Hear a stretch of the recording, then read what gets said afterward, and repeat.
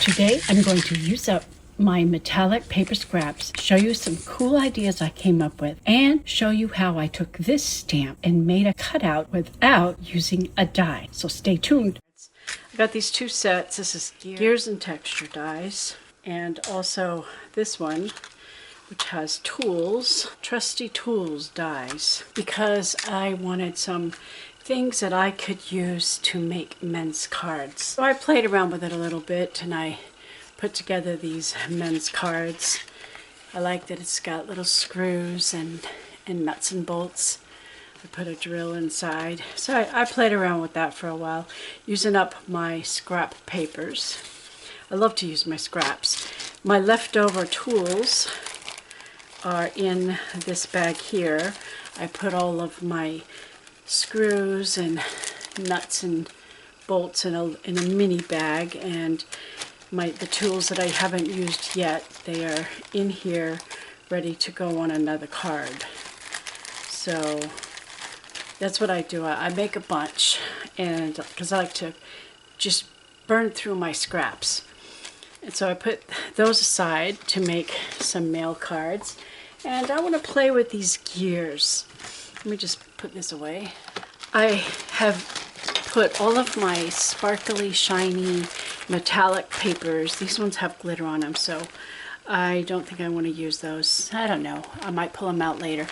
But this is where I keep all the scraps that are anything shiny and metallic.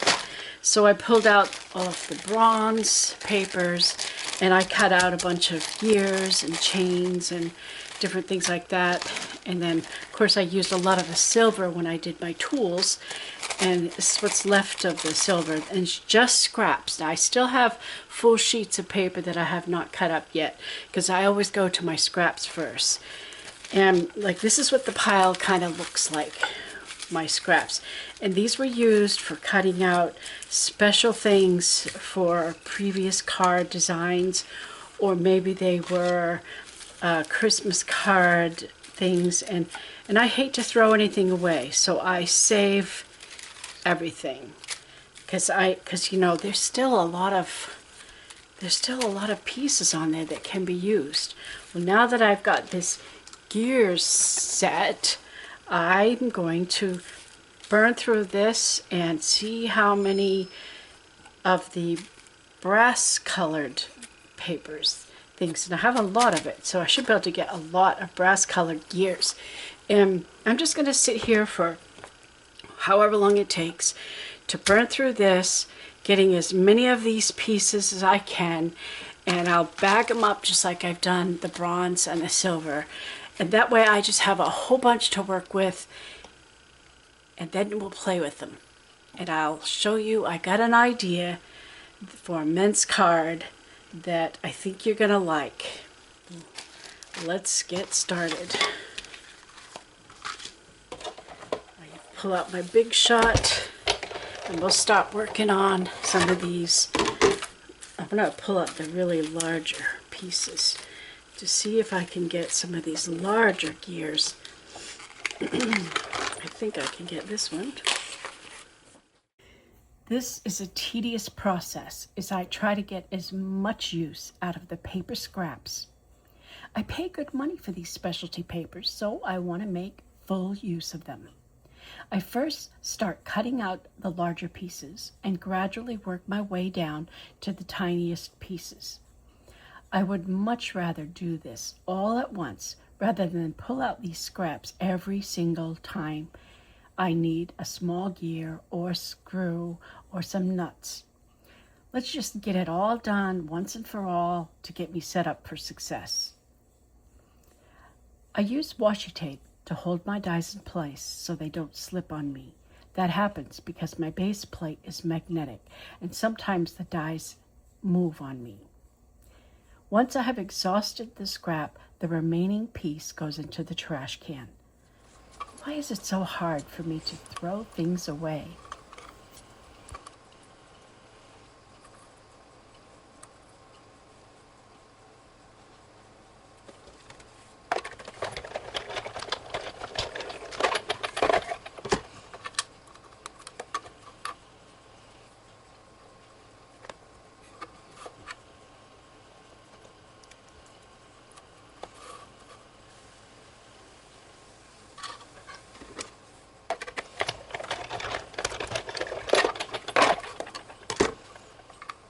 Oh, it shifted. Screw it up.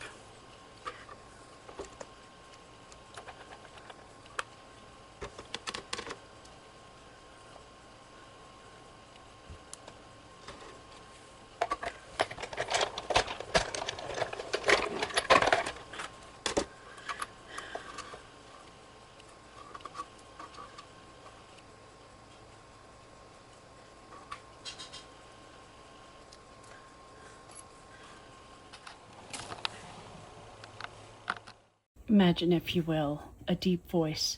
Several hours later. I'm still at it. But I am making good progress. The pile on the left is shrinking, while the pile on the right is growing. You see, saving the scraps gives me so much more to work with, and I haven't cut up any new sheets of paper.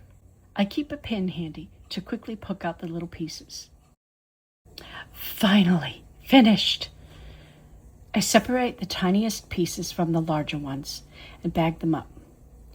Doing all this prep work will make the card creation process go much faster, and I will be able to make many cards rather quickly. The prep work always takes far longer than the actual card making. So I spent several hours yesterday cutting all of my scraps of metallic gold, metallic silver, and metallic rose gold or bronze. I now have a collection of gears, and I'm thinking about how I want to do the cards, and I think I might wanted some black too. So I took a sheet of black cards, one sheet of cardstock, and I also cut some gears and textures out of black. So now I have everything done and it's in a usable form. My scraps have been converted into something usable. So I have a collection. In each bag, I have a small bag which has the tiny little parts, like the screw heads and the little dots and just some of the little squares that popped out of the ladder thing. And then I have this longer bag that has all of the interesting strips for the textures, and then I have the gears. So everything is organized. It'll be easy for me to get exactly what I want. So they're all kind of organized the same way. I might get a divided container eventually, but right now all I have are plastic bags, and I happen to have these small bags, so it works. So I've got a collection of gears and textures so I can get right to the creative process. I got a few ideas. Let's play. You know what? Creativity is a form of playing. These are my scraps that are now transformed into gears and textures, and so they're in a ready form for me to use. I might go out and buy me a container like this to put those in it, to have them in an organized form, because I really love having things pre-cut and I can just pull out exactly what I need. I have one for my leaves, snowflakes, and Christmas related, but this will work for my purposes right now. Now for the background of my cards, I went through my 12 by 12 sheets of paper and I picked out some papers that don't have a whole lot of pattern on them because I want a pretty simple. This one, I kind of like this. It looks very masculine with its I don't know, it almost reminds me of a men's jacket, and it's kind of blurred in places. I really love that. So I actually used the whole sheet. They're cut into 4-inch strips. And this one, I thought this one was beautiful. It kind of reminds me of suede or leather, and that would be very masculine. And that's a nice color because I think the gears and textures will look really cool. And this is a little bit more plain. Wasn't sure about the blue, but I pulled that out. And there's some green with just a slight pattern and sort of a vintage look. This one looks sort of dirty on the edges, you know, guys get all greasy and stuff. And think of gears, you think of grease, and this green. I'm not sure about these stripes, but the dull colors I thought would work good. This is just a plain solid drab green, and this, I really like this, because I was actually thinking about stamping some images and maybe even some words. And there's a farmhouse and country scenes, a plow horse. So yeah, it could look very masculine. And so I like that one a lot, so I cut up the whole sheet. And this also looks like leather or suede, and just a rough textured dark brown. So I cut them into 4-inch strips, because when I do my card base, I will be adding a strip. I'll be adding 4 inches perfect width, so it leaves me with a little frame. I will cut it down to fit the card base, because I do want to have a little frame around the edge. So we have our papers. We need to pick out some card base colors, and we need to get started assembling our cards. So they need to be cut at 5 1/4. I will get 2 out of each 4-inch strip, which will leave me a little scrap left over. So I will do that to each of my parts. When I make cards, I tend to do them in mass. I don't just make one card. I make a bunch of cards all at once, so that I can maximize my time and just kind of repeat a similar action.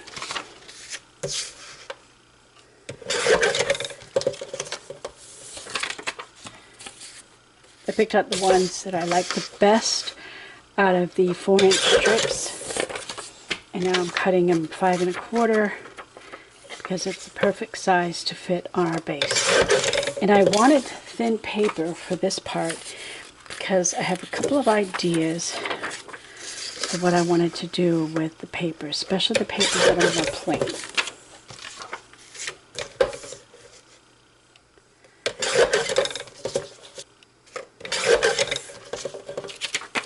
You can work faster when you repeat the same process over and over. It was not fast cutting out all of those gears and textures. That was a long, tedious thing. I did that yesterday. I divided my paper selections. This group are the ones that have more pattern. They will be ready to just add the gears and textures. This other group has very little pattern and are very plain, but I have a way to give them some interest. The middle group is in between. I do this because I will treat each group of paper a specific way. I will likely do some stamp on this group of papers. Just one more bit of prep to do. Choosing my card base colors. I went through and selected the colors that will coordinate with my background color choices. I will get 2 cards bases per 1 sheet cardstock, which uses up the whole sheet because you just cut it in half. Remember, I got 2 background colors from each of the 4-inch long strips of the scrapbook paper.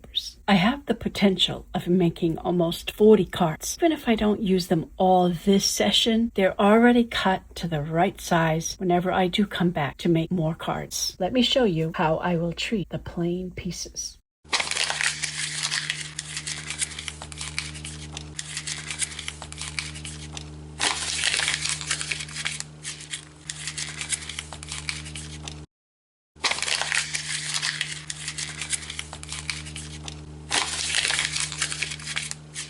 The wrinkles add some interesting texture, making them almost look like leather. It gives the papers a rugged, worn look. For guys, they're tend to more rugged things. This is a type of embossing texture you can get without special embossing tools. I try to control the burning. Don't worry, my tabletop is a stone surface, so it's not a fire hazard at all. I'm just going for a rugged, uneven edge, removing the straight edge. I put the flame out almost as quickly as possible because the paper can burn fast if you're not careful.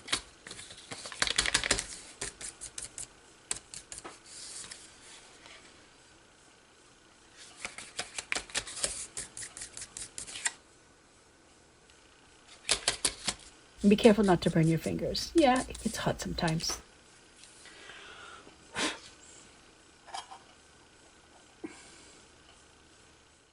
Now, doesn't that look like real leather? Now, burning paper does make a bit of a mess. I had ash all over my surface, so I had to clean that up.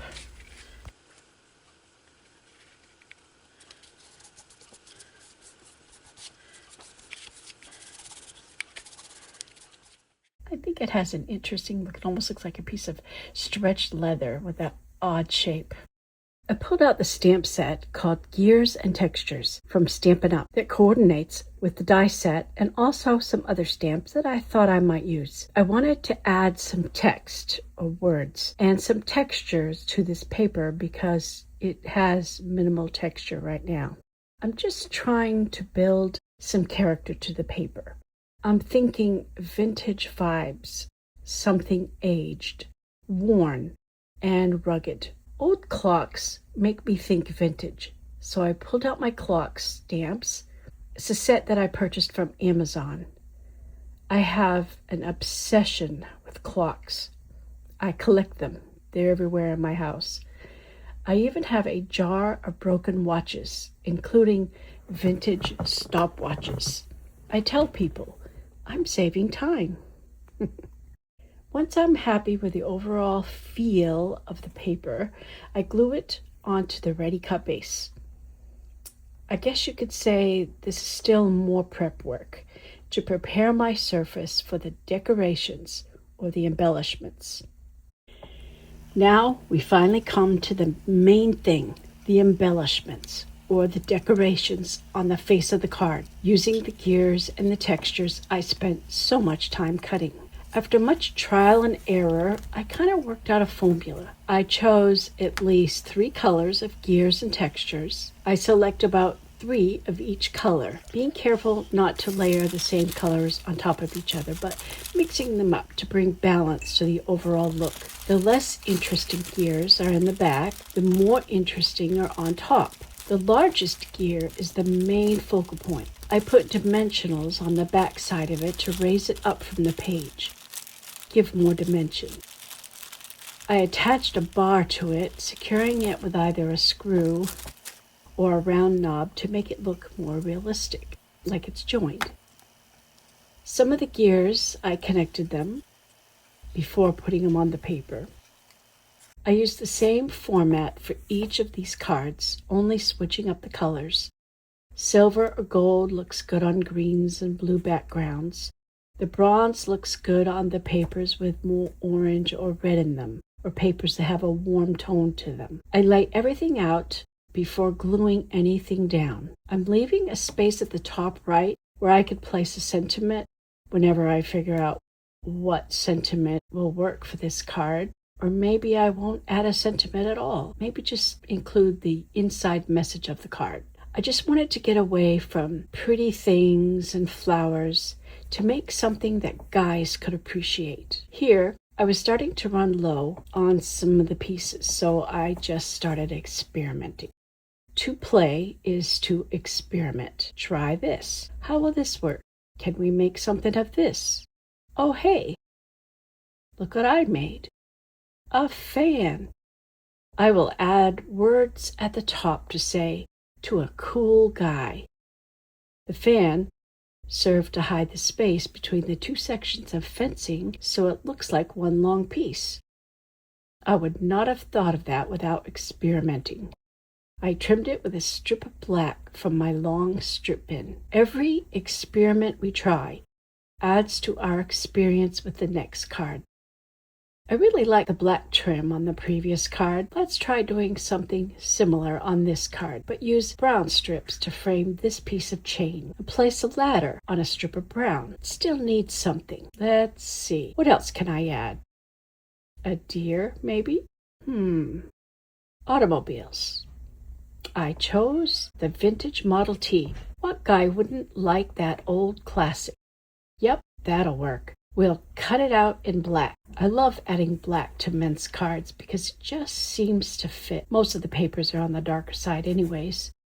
These papers already have a vintage vibe to it, so this car is the perfect addition, and it will look as though it's crossing the road. The band at the lower side of the card indicates a road, a pathway, or bridge. Yes, that works. So now I have my formula for these papers. I did them all similar. Here again, I am experimenting with slim pickings of this color. Sometimes I try something and then I don't like it. And then I come up with something else that satisfies me. I am determined not to cut out any new papers, but to stick to using up my scraps.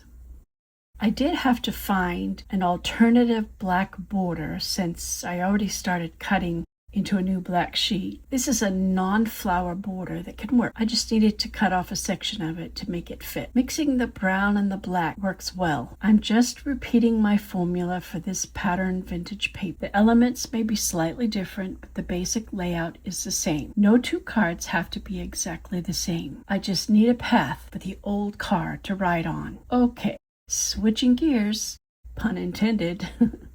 I had stamped a pocket watch on some of the papers, so I had to add a clock as the main element, and clocks have gears inside, so that is perfect. I could make an arrangement combining metallic gears and a watch. It's not a feminine flower. Oh look, the chain turns it into an old-time pocket watch. Another vintage vibe. Won't these be perfect birthday cards for aging men? Please don't fault for getting the clock turned the wrong way. Me and my bad eyesight. I could not tell where the Roman numeral 12 was. I should have looked for the 1, and then I would have got it right. Do you think the receiver will notice? We could blame it on his poor eyesight, right? Because he's getting old. But the clock does look smart anyhow. I followed my formula for the same format of all the cards with the watch. 4 gears in the corner forming an L shape, the most interesting one on top in the far corner. Place the watch on top, add a holder and a chain. Yes, nearly all my clocks are lopsided. The 12 is not on the top. Now it is time for the last card design. Since we are thinking of vintage clocks, I had this lovely stamp of a pole clock. I guess that's what you'd call it. It looks like a lamppost. I really wanted to use it, but I don't have a die cut for it. Should I color it with color pencils or maybe use ink? But then the spaces in between the decorative corner would be white unless I paint it to try to match the background color. I really don't like the way the white looks on this color card. It must be black. And then a stroke of genius came to me. I looked through my other dies and found something that might replace that corner piece. So using a glue stick, I glued the stamped image to black cardstock and carefully cut it out. I cut the pole and the clock shape, removing that corner embellishment because I can replace it.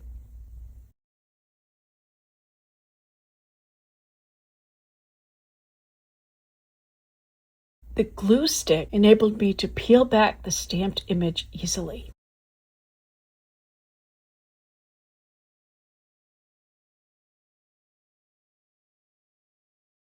Yes, it will work. How perfect is that?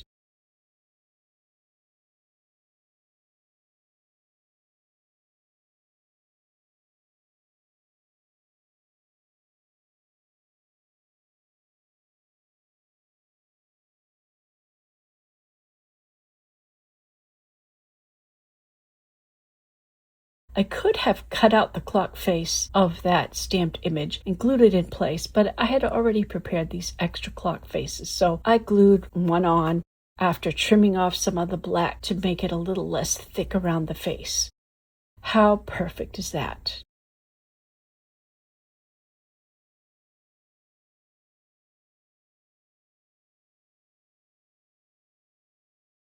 I did not use up all the card bases, but I can do so at another time, and I don't have to do the same thing with them. Half the job is already done. I still have some gears left over. I would have to cut out more black ones if I do this these card designs again. Let me show you some of the cards I created. My cat decided that I'm done. She thought I cleared the table for her. I will give her a moment so that I can finish this video. These are the cards made with the gears and textures. I'm just showing one of each different color. I'm not showing you all the cards I did. Oh, this one in the center is a little different. By accident, I messed up the center of the big gear, so I played around with combining gears inside of gears for a different look. Here are the band cards.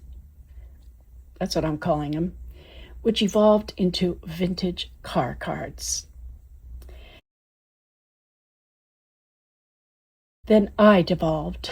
I do not know what this is. It resembles a tree, I guess, with gold ornaments, maybe hubcaps hanging on a tree. I've seen one like that here in South Carolina, in Florence. I don't know, it just happened. I'm not usually into modern art. We all can't be perfect. I really like the clock cards. They're probably my favorite. I will definitely have to make more of these, probably because I'm just partial to clocks anyways. Maybe next time I will turn the clock the right position. Look, the last card has the clock in the correct position. See, practice does make perfect. I hope you enjoyed this video and that it inspired you with some new ideas. Get some paper and start playing to see what you can come up with. Thanks for watching.